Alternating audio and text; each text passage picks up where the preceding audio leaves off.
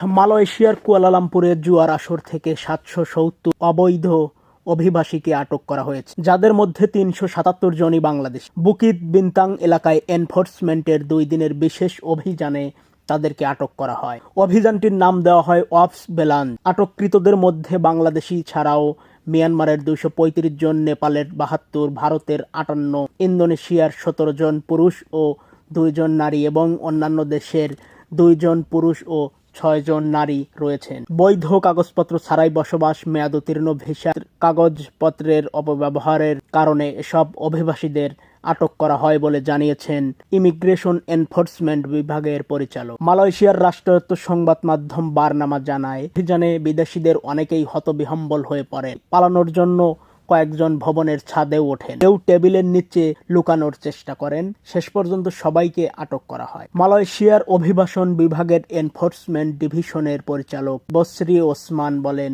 ৩ সপ্তাহ ধরে স্থানীয় অনেকে অভিযোগ করে আসছেন সামাজিক অনুষ্ঠানের নামে সেখানে বিদেশিরা জড়ো হয়ে কিছু একটা করছে। এর ভিত্তিতে মঙ্গলবার সন্ধ্যা 7:30 থেকে রাত 10:30 পর্যন্ত 3 ঘন্টা অভিযান চালানো হয়। আরো বলেন, আশ্চর্যের বিষয় হলো কর্মকর্তারা সেখানে সিসিটিভি পর্যবেক্ষণ ব্যবস্থা সহ একটি অনলাইন জুয়ার জায়গাও খুঁজে পেয়ে। অভিযানের সময় 7 জন বিদেশিকে হাতে নাতে ধরা হয়। আটক বিদেশি ব্যক্তিদের বয়স 21 থেকে 65 বছরের মধ্যে। প্রাথমিকভাবে তাদের পুত্র জায়া অভিবাসন দপ্তরে নেওয়া হয়। পরে বিস্তারিত তদন্তের জন্য তাদের বুকিত জলিল ও লেঙ্গেং ইমিগ্রেশন ডিপোয় রাখা হয়েছে। ঘটনাস্থলে 106 সরকারি কর্মকর্তা সহ সব মিলে 2445 জনের নথিপত্র যাচাই করেন। তাদের মধ্যে 1600 জন বিদেশি, বাকি 845 জন মালয়েশিয়ার নাগরিক। যাচাই বাছাই শেষে 770 বিদেশিকে আটক করা হয়। মেয়াদ পেরিয়ে যাওয়ার পরও মালয়েশিয়ায় অবস্থান,